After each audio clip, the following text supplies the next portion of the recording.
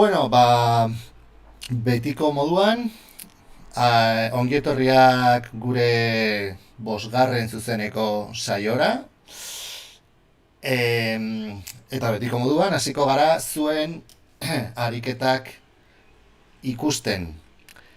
Aste honetan bi jaso ditugu, eta e, horrela entzuten zait ere. Eske azken bolada honetan ezakit zergatik sartzen, bai ez? Bai. Sartzen zaizkit bi audio seinaleak eta pixka rever arraro bat egiten zuen, baina uste dut horrela funtzionatzen dula, ez? A2. Esaten nuen bezala, bi ariketa jaso ditugu aste honetan, biak oso landutak, eta ikusten duzuenez hemen pantalla honetan daukadan irudi hau, bueno, landuko dugu zuek bidalitako arekita baten, utzaki bezala hartuz, landuko dugu zuek bidalitako lan bat. Eta bestea, oraintxe bertan jaso dut, eta hitzik gabe utzi nau, así que besterik gabe, hasiko gara ariketa hori ikusten.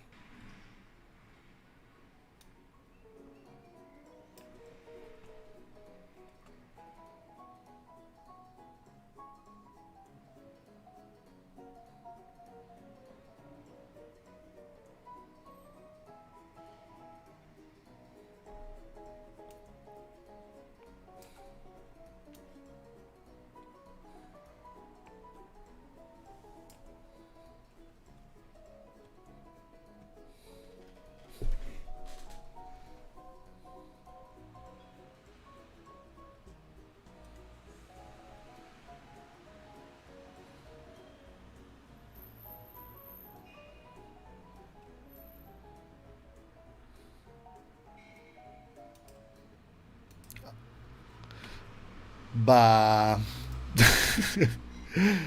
Zer iruditu zaizue? En fin, hori hitzik gabe, denetarik dago bideo horretan.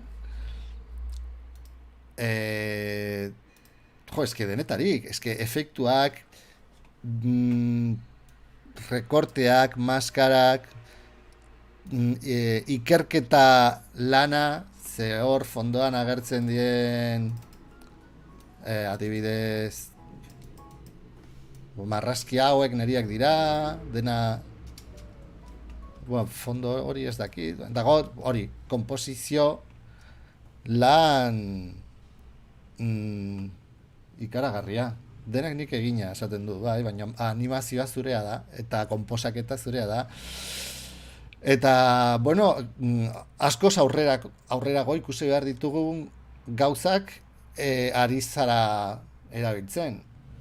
Adibidez, el puppet tool edo txontxongilo tresna, hau,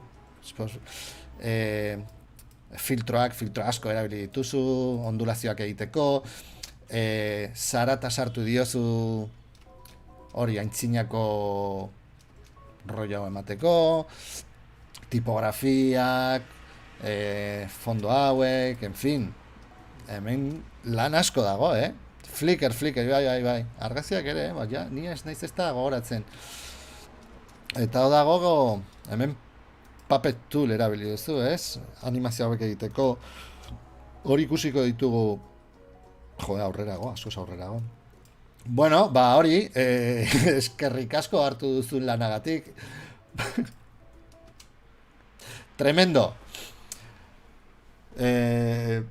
Baina, bueno, hori, ezin dut kritikatu, eske, claro, zer esan dezaket honi buruz. Itzi gabe. En fin. Guazen bestea ikustera. Bueno, igual zerbait aipatu nahi badezue, edo komentarioren bat nola esaten da. Bueno, Dozer gauzarako, e, irekita dituzue hor txatak eta lehioak eta komentarioak egiteko. Guazen, e, batez ere zu, Kim, ez dakit, zerbait aipatu nahi badezu, bereziki, zer da gehien kostatu zaizuna?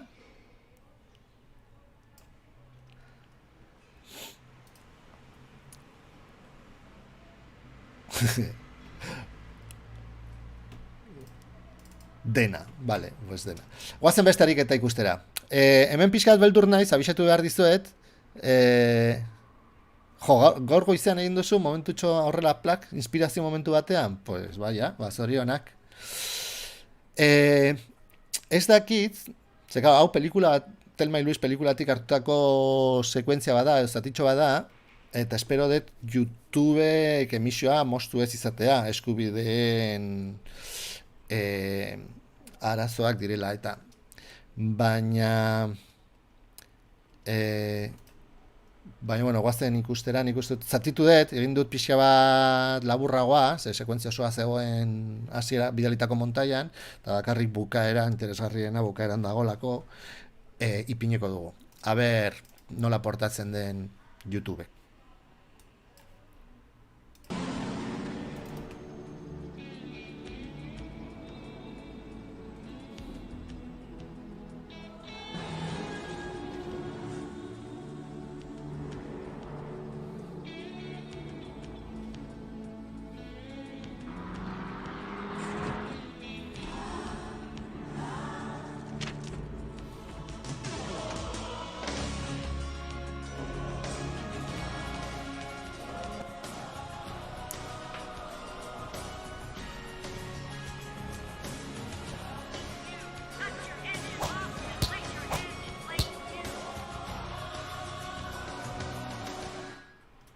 Qué guay, el final que todos quisimos. Guai, hau ere oso ondo dago. Ideia kreatiboki bikaina iruditzen zait. Eta teknikoki oso ondo konponduta dago, oso ondo, bueno, oso ondo erabilitak, orain arte ikusitako, txenkenduko dut soinua, ikusitako tresnak, baina badaude gauzak igual hobetu daitezkenak. Adibidez, ez dakit apreziatuko den, bueno, onera arte badena pelikulan bezala dago, eta mobidak hemen hasten dira. Hasteko, eta normala da, ez dago besterik, hasteko kamararen mugimendua gelditzen da oso era bortitzean. Pak por korte, ez? Disimulatzen du pixka bat, kotxearen mugimendua aurrera jarraitzen dula, baina fondo hori pixkat mantxoago geldituko balitz, dotoreago geldituko zen. Eta hori egin daiteke. Bigarren problema. Hemen agertzen diren ez dakit, zaborrak, ez? Hau ni uste dut, bueno, izan daitekela fondoa klonatu nahi izan duzulako eta oso ondo atera zaizula, edo igual kongel... paintekin egin duzu. Bueno, oso... Pues, zorionak nire zorionik beroena paint erabiltzeagatik eta emaitzak lortzeagatik paintarekin. Bai, baina ikusten da hemen, ez? Dago zikinkeri pixka bat, pixel batzuk, erratu batzuk, eta logikoa da, ze plano, jatorrizko planoan,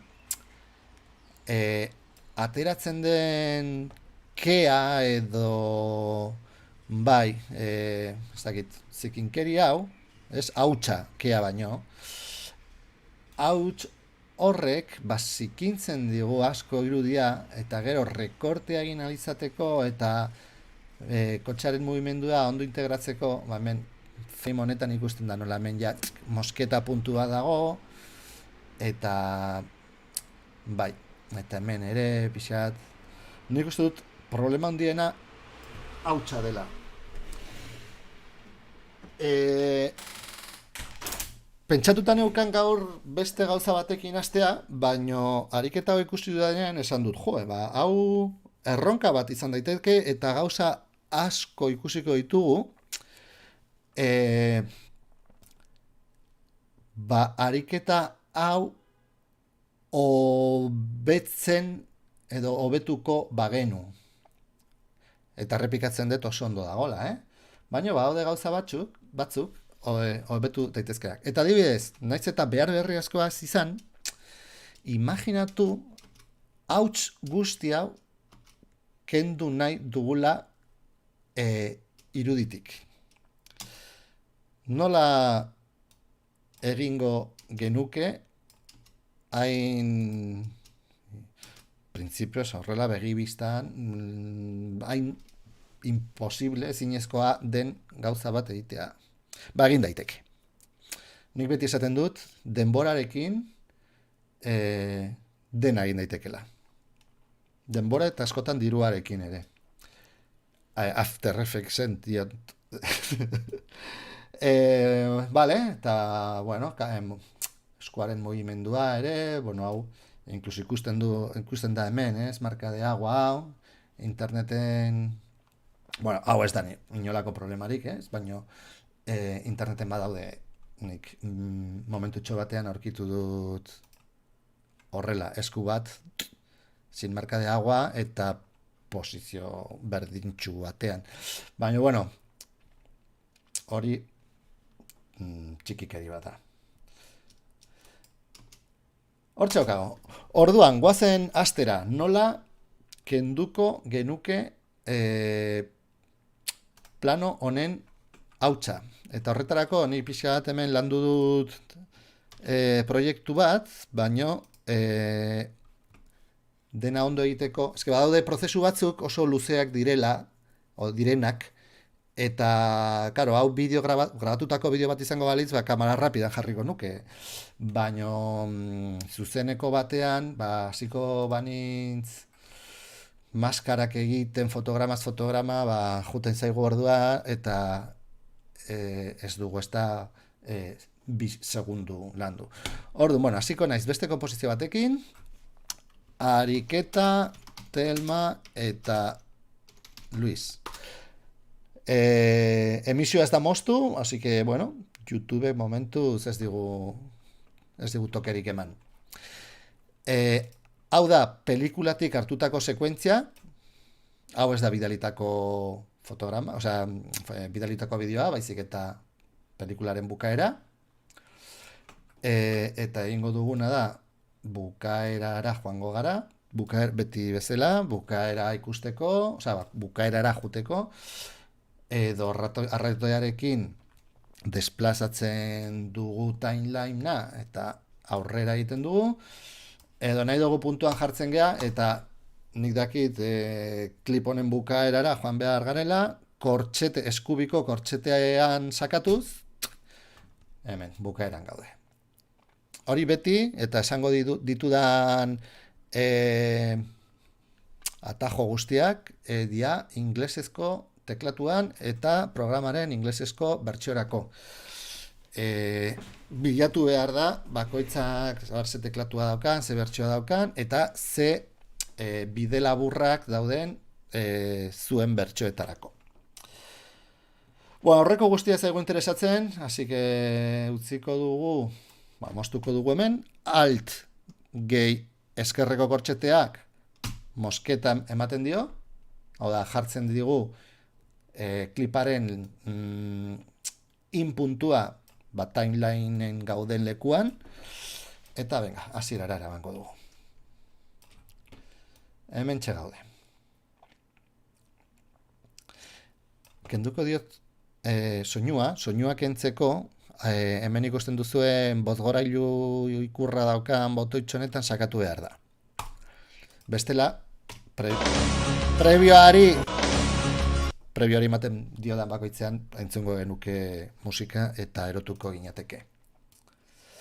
Hortxe gaude. Vale.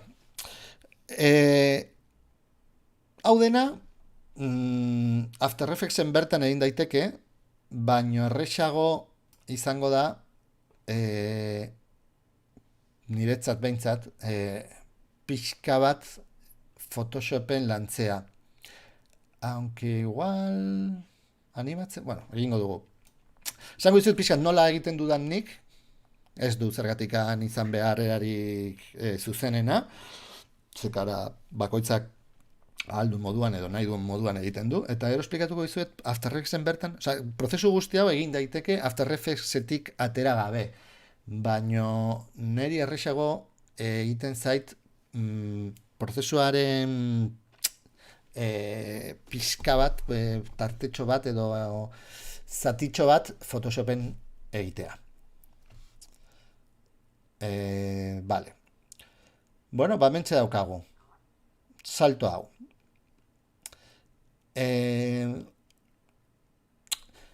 Egin nahi duguna da ke guzti hau ezabatu. Horretarako egin behar duguna da sortu irudi bat nun kearen atzean dagoena kerik gabe ikusten dela. Hori egiteko, esportatu beharko genuke fotograma hau. Nola esportatzen da? Bueno, orain ez gea iritsi esportatzeko aukerak lantzera, baino hemen aukera dago, grabar fotograma como edo save frame as.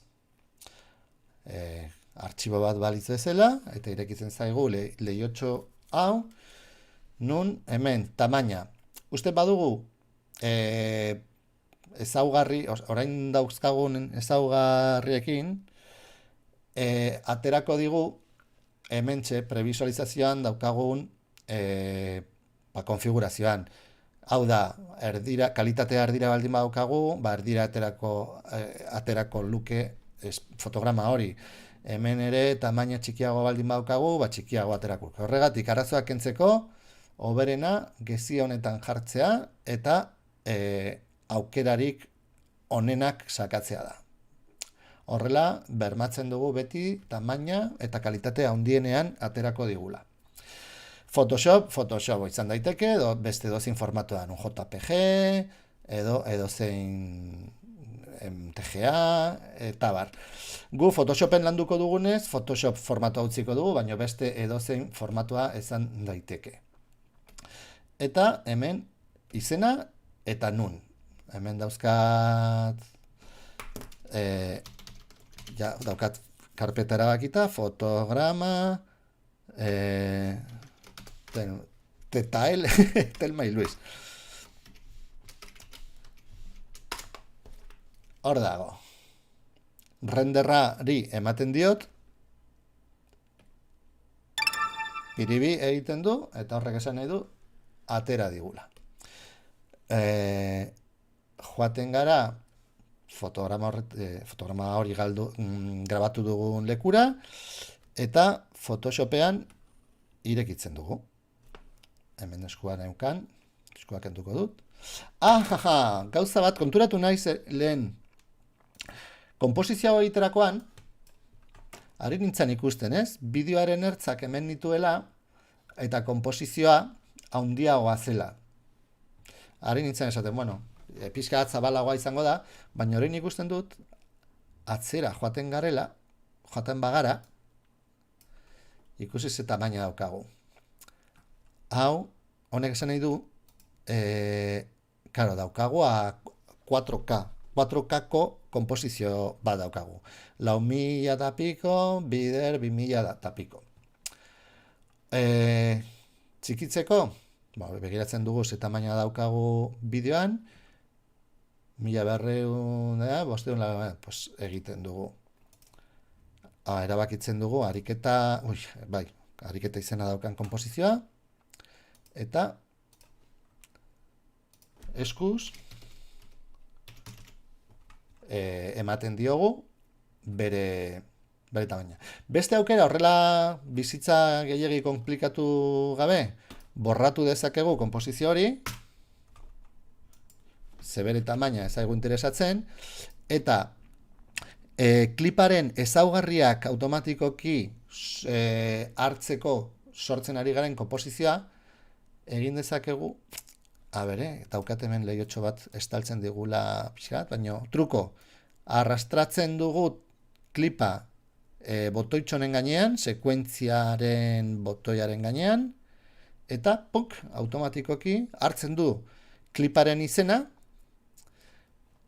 sortu digun konposizio berriak, eta ez bakarrik izena, fotograma por segundo, tamaina, eta arrasatu dugun kliparen ezaugarri guztiak hartzen ditu.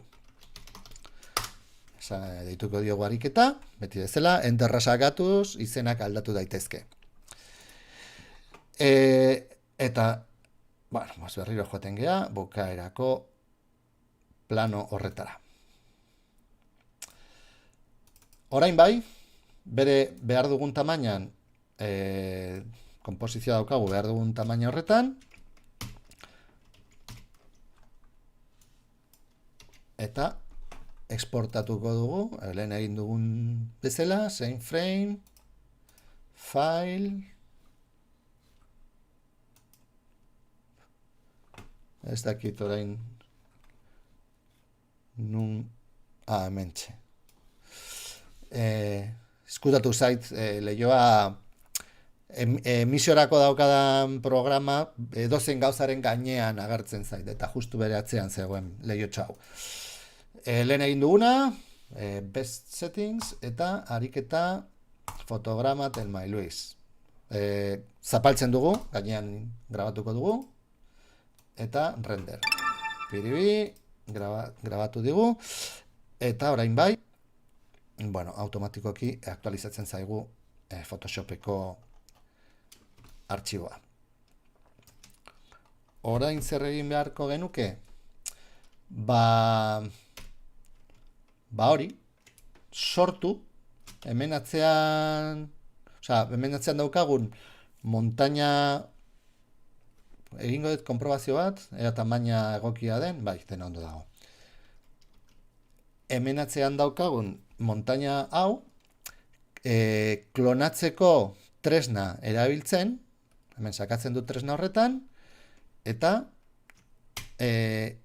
honek zer egiten du, kopiatzen du jatorrian, aukeratzen dugu puntuan, punteroa eramaten dugun puntura. Hau da, puntu hau, hemen kopiatu nahi dut, hemendik onera, sakatzen dut alt, jartzen dut punteroa hemen, desplazatzen dut eraman nahi dudan lekura, alt tekla askatzen dut, eta hor agertzen zait gurutze txiki horrekin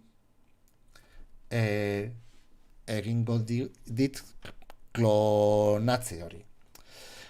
Content aware, niri zait gustatzen, automatikoki egiten dituzten tresnak. Igual sortea daukagu, egia da, ondo egiten duenean, guai egiten dula, baino normalean, eskuz, pixkat kaioa daukazunean, asko sobeto gelditzen dela. Ikusi ez, egiten dugu aukeraketa bat, eta zetkin komentatu duena. Eta hemen, borrar edo ezabatzeko teklari, supr tekla horri eman diot, eta agertzen zaigu. Aukera ezberdinak, borratu nahi badet, hemen goiko partean Photoshopen beti dago background eta foregrounden dauden, fondo eta aurrekaldean daukatzen koloreak. Kolore ezberdinak, una trama, hemen, hau da interesatzen zaiguna, esango diogu baietz, zer egiten duen. Kasu honetan nahiko ondo egin du. Nik, ala ere, guardeko dut,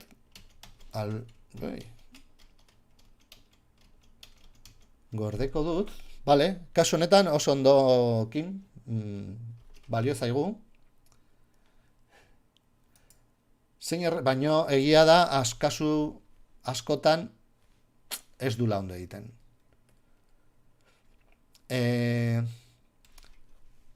Itzuliko gara hasierara. Pixkat esplikatzeko nola funtzionatzen duen tampon hau, ez? Klonatzeko tresna. Hemen beste kapa bat egingo dut. Ze interesatzen zaigu sortuko dugun petatxoa beste kapa batean izatea. Eta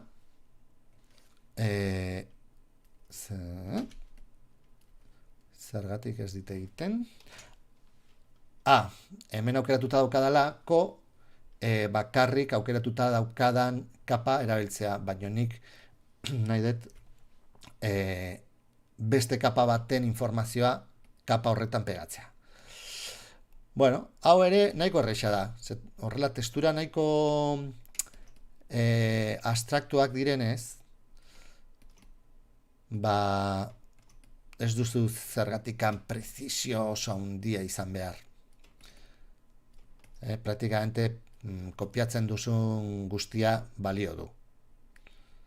Eta da, artesanalagoa, esan dezakegu, baino eta beltza dena, beltza utziko dugu, eta lurrean dagoena lurrean utziko dugu, eta, bueno, jazta.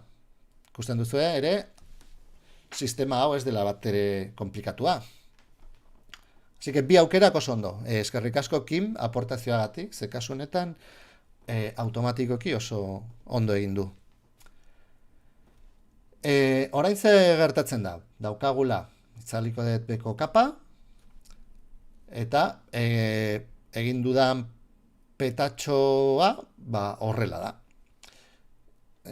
Ze gehiago beharko genuke? Petatxo handiagoa izatea. Zergatik?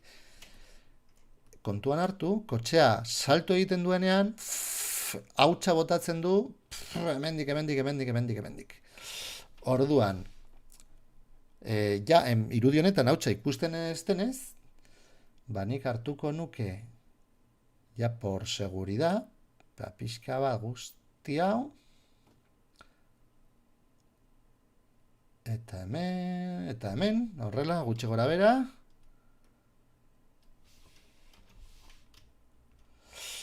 eta igual odeiak ere, ze, karo, hemen salto egiten dute, erreferentzi bezala, begiratuko eta nola egiten duen, txoin dauzkat hemen, After Effectseko bibertxoak irekitak, vale, pues sí, exactamente, odeietan, karo, fondoa argiagoa denez, kea ia desagertzen da, ez da hainbeste ikusten. Baina, bueno, harrapatuko dugu ere, Photoshopean, odei batzuk, horrelako zerbait. Eta, forma guztia erabiliko dugu petatxo bezala. Ertzak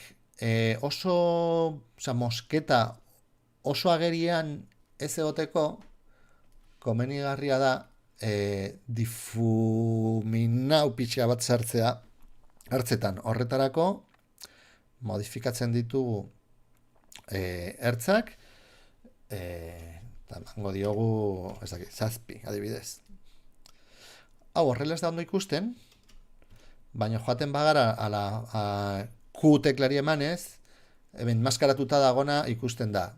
Igual azkarregi juten naiz, baina, bueno, hau ere ez da oso, guretzat ez da oso importantea momentu honetan. Egingo dugu aurrera Photoshopeko ikastaro bat, nahi baduzue.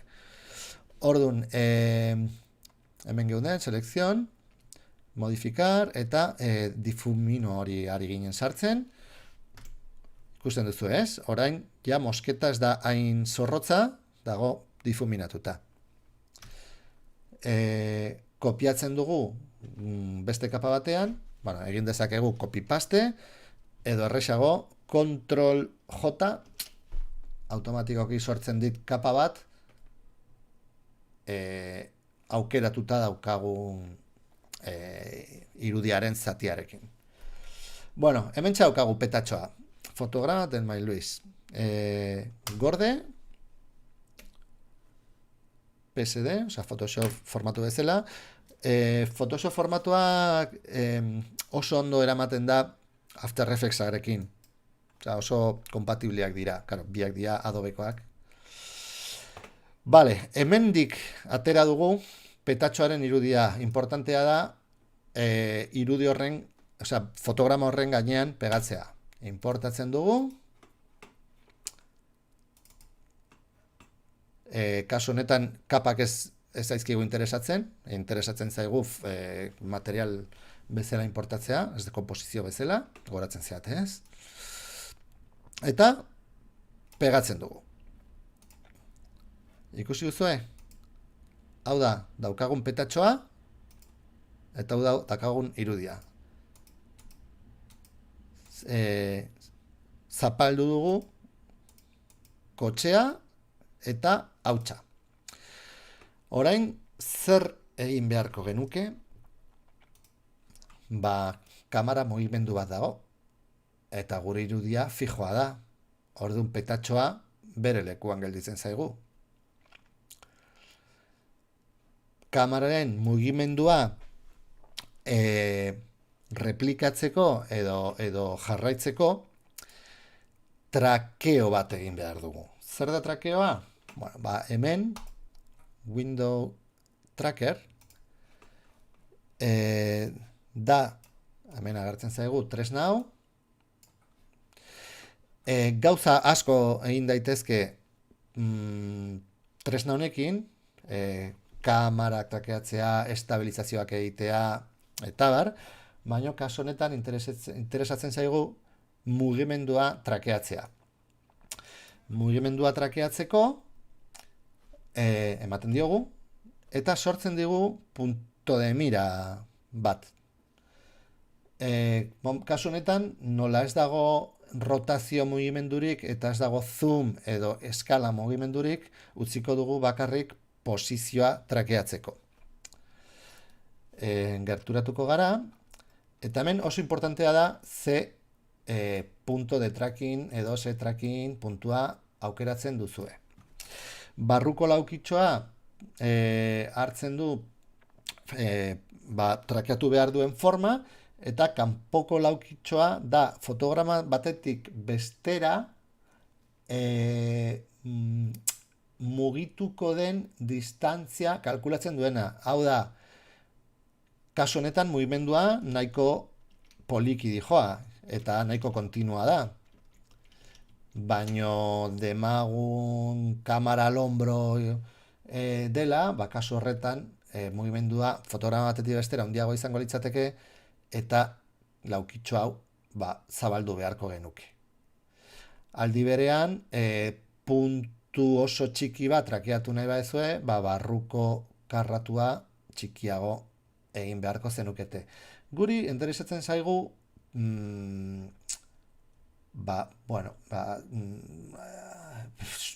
roka edo harri honen forma hau duen zatia aukeratzea.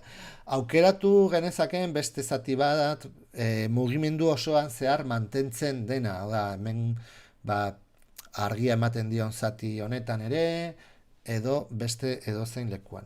Baino, interesatzen zaigu ahalik eta eskubi aldean egotea, ze kameraren mugimendua ezkerreruntz juten da.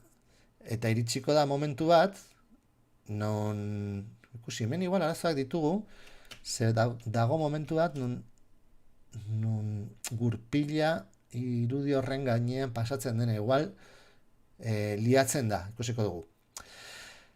Hartuko bagenu, resumiendo, komentatzen ari nintzana, hartuko bagenu hemengo puntu bat, egingo lukerek trakeoa ondo, baino berehala pantailatik desagertuko zen puntu hori, eta programak referentzia galduko zuen, eta ezun jarraituko trakeoa egiten. Horregatik interesatzen zaigu eskubiko puntu bat hartzea. E, hemengo botoi honi analizar palante, osea, aurreruntz analizatzea. Atzeruntz ere egin daiteke, edo fotogramaz fotograma, guk esango diogu aurrera egiteko, eta ber kotxea gainetikan pasatzen denean ondo egiten digun ala ez. Eta ari gara ikusten, mugimendua ari da egiten, eta ondo egin du. Kotxea gainetikan pasa denean, mantendu du. Hemen ja, galtzen du, lehen komentatzen nuena, ez? Hor galdu du, eta geldirik gelditzen da. Baina ez zaigu inporta, ze hemendik aurrera, trake hori ez dugu ezertarako behar. Betiko moduan, zalantzaren bat edo zerbait komentatu nahi badezue, chat lehioa irekita daukazue. Egingo dugu, objeto nulo bat. Ez dakit hau aipatu dugun aurreko ikastaroetan, objeto nulo da transparentea den kapa bat. Gauza askotarako erabiltzen da, baino kasu honetan, osea, da hori, objeto fantasma bat, edo objeto nulo. Kasu honetan balio zaigu, orain ikusiko duzu. Esango diogu, botoi honetan, analizatu dituen datuak objeto nulora pasatzeko, eta hemen aplikar emango diogu. Galdetzen dugu, ze ejeetan edo ze ejeetako datuak pasatu nahi ditugun.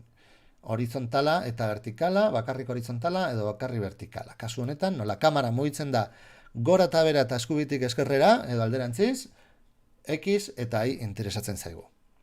Ok? Eta orain, ateratzen badugu, objeto nulo honetako posizio propietatea, rakatakata, zer daukagu hemen? Keyframe pilo bat.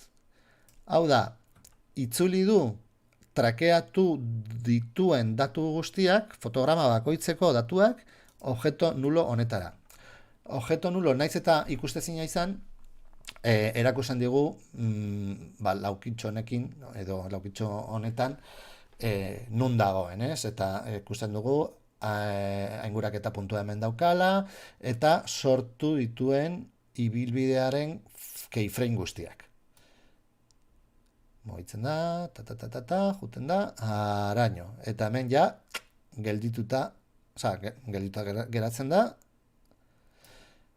Honek esan nahi du, hemendik aurrera dauden fotogramak ez ditugula ezertarako behar. Borrar eta aukeratzen ditut guztiak eta subteklari eman, edo delete, edo ez dakit, teklatu bakoitzean era batera deitzen dio, ezabatu ditugu. Baina, bueno, momentuz ez dugu ezer ikusten.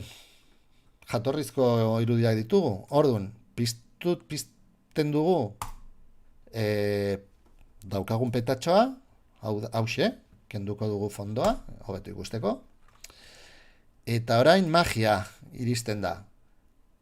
Ikusi, aurreko ikastaroan ikusi genuen jerarkia botoi hau, edo lotzeko botoi hau, erabiliko dugu. Objeto nulo honek daukan posizio informazio guztia petatxoaren kapa lotzeko. Egiten dugu horrela, eta orain playari emango diogu.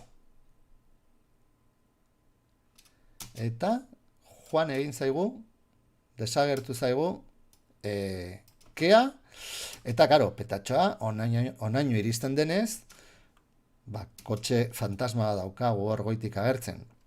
Hori nola konpantzen dugu? Oso erresa, voltatzen gea Photoshopera, eta behar dugu informazio gehiago, hemen. Zer petatxoa, pixka bat, motza gelditu zaigu. Aukeratuko dugu, hemendik falta zitzaigun informazioa. Hau, pixka bat txukunago egin dezakegu. Hemendik. Egingo dugu horrela, aukerak eta fina, eta lehen bezala, Ctrl J, kapa berri bat sortu digu. Igual ez da ideia txarra hemen ere, bueno, berdin zaigu egia esan, zeia bendikan kotxea ez da gertuko. Esaten nun igual el difumina hori berriro egiteko, baino, nola gelditzen den. Grabatzen dugu, artxibo horren gainean, automatikoki save ematean grabatzen du erabiltzen ari garen artxiboaren gainean, eta After Effects automatikoki eguneratzen du. Ikusten, orduan ja, kotxe fantasma desagertu zait, eta orain mendia edo montaña horren atzetik eta odeien artean agertzen da. Pasote, Bueno, baina, kea gainetik hankendu dugu.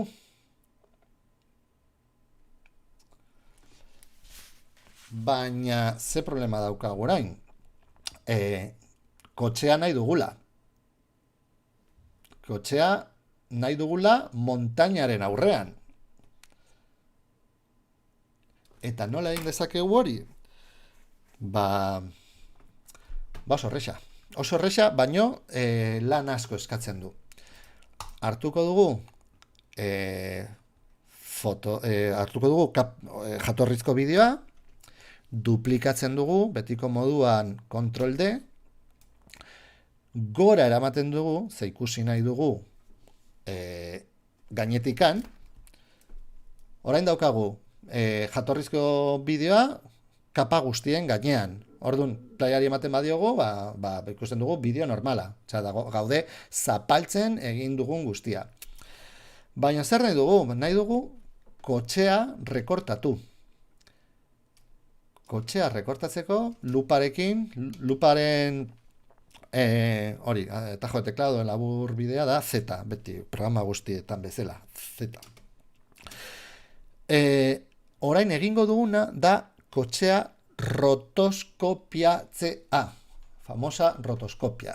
Da gehien gorrotatzen dudan lana, baino beharrezkoa da kasu askoetan.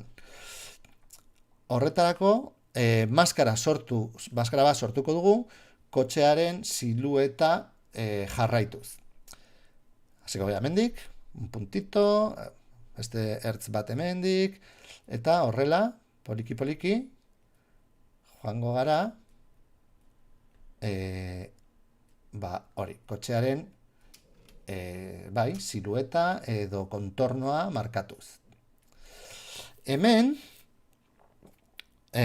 hori da jarraitzea, hori da mugimendua jarraitzea. Hemen pixka bat ilunegi dago dena eta nahazten zaigu kotxearen itzalak fondoaren itzalekin. Uste dut hau aipatu dugula noizbait, baina ez dago gaizki errepikatzea.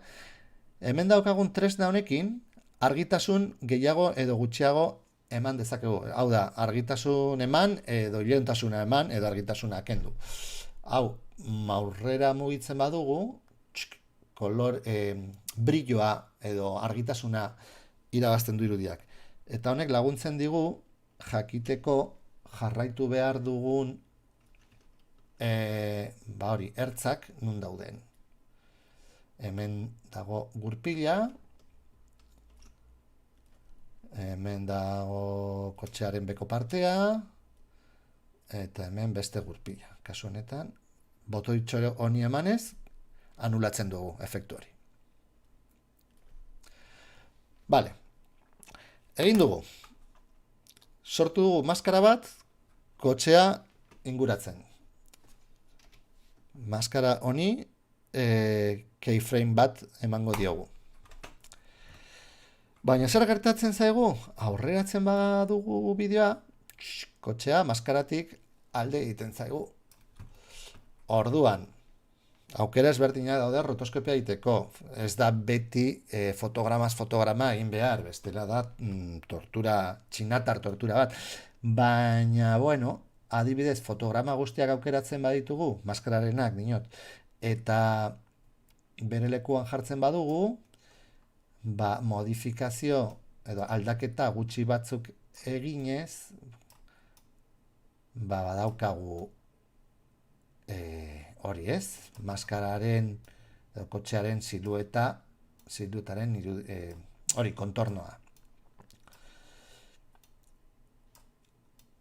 Hau da lehen aipatu dudana, zuzeneko bat delako ari gea hau ikusten, bestela kamera hori azeleratuko nuke, ze rolloa da. Truko bat, rotoskopia egiteko. Orain daukat maskara en modo at edo gehitzeko. Honek esan nahi dut, marraztu dugun maskararen barruan dagoena erakusten digula. Hau da, maskara barrurun sartzen badut, ez dugu ikusiko.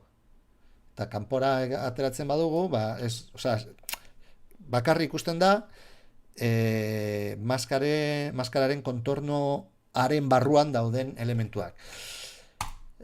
Temporalki esaten badiogu, maskara ezerrez egiteko, none, asko zerrexago ikusten dugu, irudiaren ertzak nundikan dijoazte. Ze bestela bakarrik ikusten dugu, barruan dauden zatiak. Eta gertatu daiteke, jatea irudiaren zatiren bat. Ikusten dut nahiko ondo dagoena. Eta hemen ikusten duzuenez, borratuko dut hau, eta ikusten duzuenez, bi fotograma daude. Bi keyframe, barkatu. Bi keyframeen arteko mugimendua programa berak interpolatzen du, egiten du. Bale, kasu honetan ondo ikusten dugu, baino benetazko emaitza ikusteko berriro eman behar diogu añadir honetara. Eta maskarara ez ikusteko, hemen botoitxo honi eman ezkero, ez dugu ikusten. Bueno, zatitxo hau nahiko ondo dago. Imperfekzio batzu daude oraindik hemen. Baina horrelako txikikeriak, eskuz konpondu daitezke, edo maskararen propietateak zabaltzen baditugu, hau da, engezioni ematen badiogu, esan diezaiokegu difuminado pixka bat sartzeko, ertzetan edo bordean, eta honek basoa beha egiten dugu hori ez, mosketa ez da zorrotza, eta ekspansioarekin jolastu dezakegu. Orduan pixka txikia egiten badugu, pixka bat horrela hobetu dugu. Oso lan precisoa eta fina egin nahi badegu, hori, igual 3 edo 4 fotogramen artean egin beharko genuke aldaketa bat, ez? Maskara hori, prezisio osoz jarraitzeko. Orain pasatu naiz zumarekin. 4 fotogramero egin beharko genuke. Hau da, rotoskopia. Orduan, jarraitzen dugu.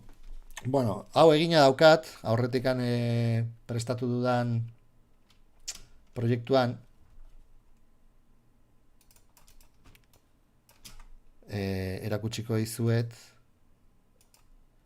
zenbat fotogramekin lortu dut emaitza pasable bat egitea. Ez dira inbeste. Eta hemen bentaja bat daukagu. Bakarrik jarraitu behar dugula kotxea montaña edo mendi honen aurretik ateratzen den momenturaino.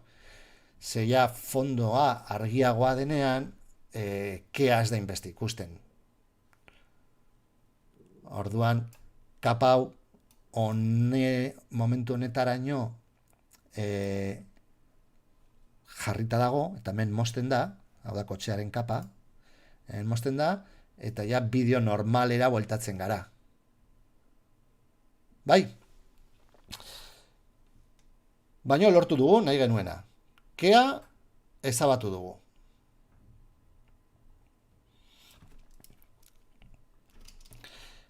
Vale, gehiago. E,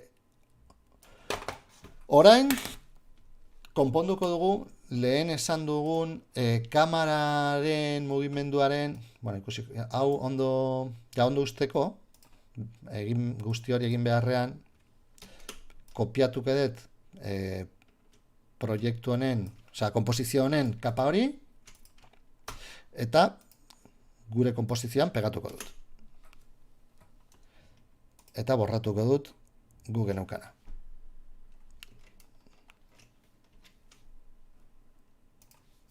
A ber, hortxe dago. Vale.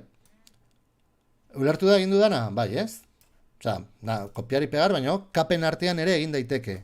Aukeratzen dugu hemen kapa, egiten dugu Ctrl C, juten geha nahi dugun konposaketara, eta egiten dugu Ctrl V. Beti aukeratuta, osea, kaparik aukeratuta ez baldin badaukagu, goiko kapan pegatuko digu, eta kaparen bat aukeratuta baldin badaukagu, Ctrl V egitean, kapa horren gainean pegatzen du. Bai? Vale. Ba, superondo.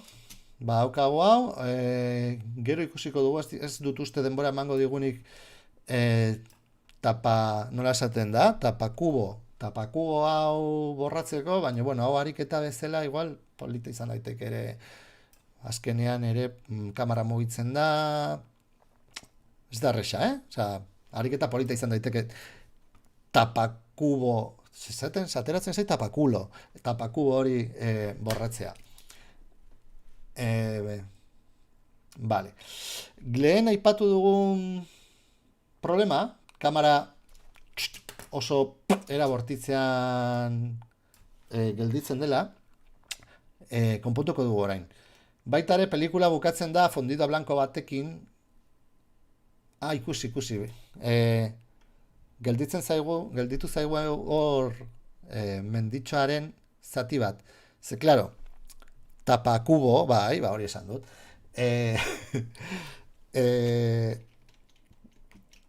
Claro, trakeoa onaino iristen zenez, mendik aurrera, gelditu zaigu hor piruleta hori. Orduan, nola fotograma gutxi batzuk dira, eskuz egin dezakegu desagerpena edo kuadrotik ateratzearena. Horretarako, itzaliko dut kapa, ikusiko dut, a ber, nola mugitzen den, vale. Puntu horretan desagertu da.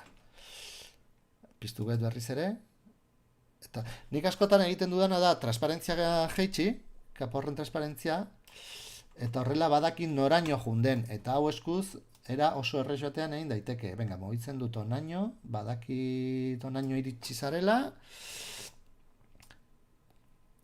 eta pizka bat gehiago, ikusten da, opazidade gutxi daukan kapa, eta fondoa nun dagoen, ez? Ba, mugitzen dut horrela, ojo, behar den lekura, orain opazidade eunean usten diot, eta mozten dut hemen, mozten dut kapa. Eta daukagu. Ja, juntzaigu, akompainatu du fondoaren mugimendua, baina kasu honetan trakeoaren fotograma porrota da hau erabili beharrean, bi fotograma gehiagorekin, 3 fotograma hauekin lortu dugu, eta ja jendea egia esan ez dago. Osea, nahiko perfektu atera da, baina naiz eta imperfekzioren bat egon, zer dira, bat, 2, 3, 4, 5 fotograma, mugimenduaren bukaeran, eta atentzio guztiak kotxean dago, así que ni ez nintzake gehiegi larrituko. Ba, bueno, kasu honetan perfecto gelditu zaigu, así que maravilla. Null objektua, bueno, molestatzen bazaizue, agertzen den informazio guzti hau edozein momentuan itzali dezakezue, ze bere funtzionamendua berdina izango da, ikusten bada edo ez bada ikusten. Eta ja bukatzeko, igual azeleratzen dut pixka bat, bueno, eskuarena igual, ez dakit beste baterako utziko dudanik, edo ja maitutzat ematen dugunik, zuek esan. Baino, bai, kameraren mugimenduarena. Ikusten duzue, fundidoa blanko hori hemen hasten dela fotograma honetan. Eta jametik aurrera, ez zaigu balio plano hau. Zehazten da fundidoa, eta guk ez dugu fundidoari nahi, ze nahi dugun iraupena eman behar diogu eskuaren animazioa egiteko. Bale, mentxe daukagu,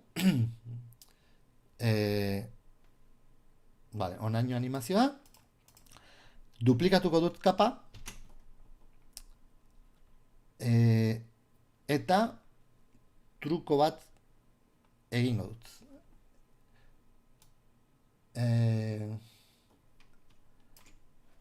Hemen dago, eskubiko botoia sakatu, time, oza, denboraren propietateak erakusten duen aukera, ez?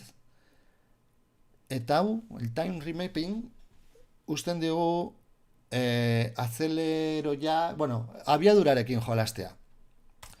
Emango diot, hemen agertzen da, eta hemen markatzen digu timekodea, ez? Klip honen, puntu honetan, daukan timekodea. Hau gure azken fotograma dela hartuta, emango diogu hemen keyframe bat. Eta joango gara atzera, ez dakit, 10 bat fotograma, 10, eta beste keyframe bat emango dio. Momentuz, ez dugu ezer egin. Moztuko dugu, lehenengo fotograma honetan, momentuz ez dugu ezer egin. Hau, playeri ematen badiogu, gelditzen da, berdin-berdin. Baino egin dezakeguna da, hau, luzatu dezakegu, behin time remapping emanda dagoenean, manipulatu dezakegu iraupena nahi dugun bezala. Orduan egin dezakeguna da, pues jo que sé, kalkulatzen dugu, eskuaren animazioa, hemen bukatuko dela. Hemen, fotograma, oza, keyframe honetan, kopiatu dezakegu, edozein balorea, edo eskuz aldatu hemen edozein balorea, edo kopiatu beste edozein keyframea. Hemen egiten badugu control copy eta control V, kongelatu dugu bideoa. Daukagu, bere abiadura normalean, gainera ikusten dugu, ez? Keyframe, osea, fotograma aurrera dijoala, eta hemen kongelatu dugu. Momentuz ez dugu ezer egin, bakarrik kongelatu dugu bukaeroko fotograma hori. Baino, frenazo hori jarraitzen du oso gogorra izaten. Nola leundu dezakegu? Baina, ikusi dugun easy efektu horrekin, esango diogu, leuntzeko iritsiera, el in, egin daiteke edo biak iritsiera eta ateratzearena, edo bakarrik bat, el in edo el out. Kasu honetan, leundu nahi dugu el in. Geldiera hori 10 fotogrametan egin beharrean, jo que se, ojo, moitzen badugu naino, egingo du frenadita bat, ez? Ja, suabeago izaten da. Ojo, oso gauza importantea, keyframeen atalean ikusiko duguna, baino easy aukera horrek bere balore fijoak ditu, baino manipulatu daitezke oso era visual batean. Eta horretarako editor grafiko hau daukagu. Editor grafiko horretan sakatu ezkero, erakusten digu edozein animazioa, hau da, keyframeak ditugun edozein kapako mugimenduaren grafikoa. Kasu honetan,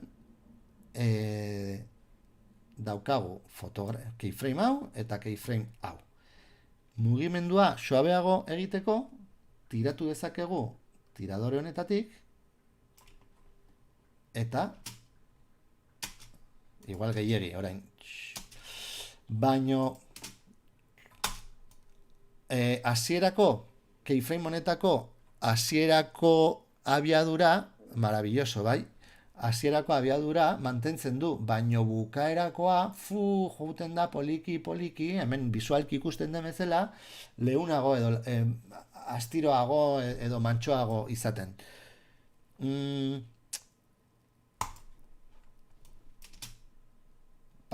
Ya está. Problema. Orain, mugimendua asko suabeagoa da, baino daukagu pak. Saltotxo batzuk ematen ditu. Normala da, ez dauka informazioa. Hau da, fotograma bakoitzak, orain, fotograma bat iraundu beharrean, ba, igual, 3, 4, 5 fotograma jauten du, ez? Animazio hori, edo, geldialdi hori suabea egiteko. Ordun, hemen, botoi hau, el frame blending, honek egiten duna da sortu behar dituen fotogramak interpolatzea. Hau da, asmatzen ditu mugimendu bat suabeago egiteko behar dituen fotogramak. Hartzen du fotograma bat eta hurrengoa, eta arteko informazioa sortzen du. Da, flipante. Balio du horrelako gauze txikiak egiteko, oso animazio bestialak egiteko, morfin arraruak sortzen ditu, eta artefakto oso arraruak. Baina nik uste dut kasu honetan egingo dula.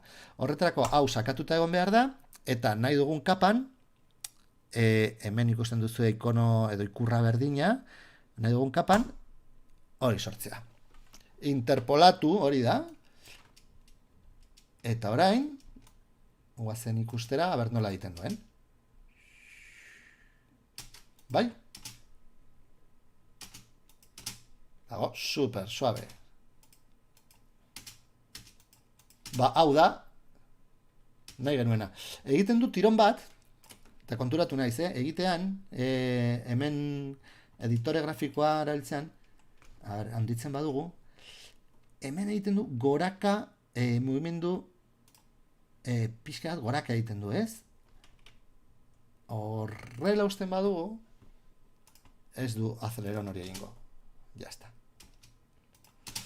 Ba, guzti hori, kameraren mugimendu hori lehuntzeko. Ba, ikusten duzu pixka bat, definizioa galtzen dula, ez? Interpolatzean, hori, asmatzean fotograma horiek. Izatez, kapau duplikatzen badut, eta efektuak entzen badiot, definizio pixka bat lortzen dugu. Kongelatuta daukagun fotograma honetan, kenduko diot el frame blending hori, eta ikusten duzu, ze guai? Baino, aizue, joan zaigu ordua. Utziko dugu bukaera, eskuarena eta guzti hori urrengo manaldirako? Iruditzen bazaizue? Eske, ari naiz ja txaloak entzuten, balkoitik. Daukagu pendiente, eskuaren aitea, tapaku bos hori kentzearena, eta ja, eta bueno, gero asmatu dezakegu zerbait gehiago. Baina, bueno, bukatu dezakegu ariketa hau, eta, bueno, izatez bukatuta daukat, Osa, trampa ari naiz egiten. Eskua, tal, hau, prest dago.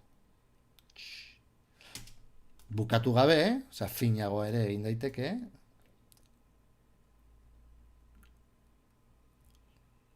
Baino, txaloak, niretzako dira txaloak, eskerrik asko. Baino, bueno, uste dut gauza pilo bat ikasi ditugula gaur, eta txaloak zuretzat dira, Amaia, induzun ariketaren aitzakiarekin, ikusi zen bat mamia atera diogun. E, hori, urrengo saioan, ariketa bukatuko dugu, eta beste gauza berri batekin hasiko gara. Ze gogoa ditut formekin hasteko, eta berriro pixat motion graphics mundu horretara itzultzeko. Ados! Hori izan da dena gaurkoz, Larrotxeners. Mil esker, hortxe egoteagatik, eta urrengo saiora arte. Agur!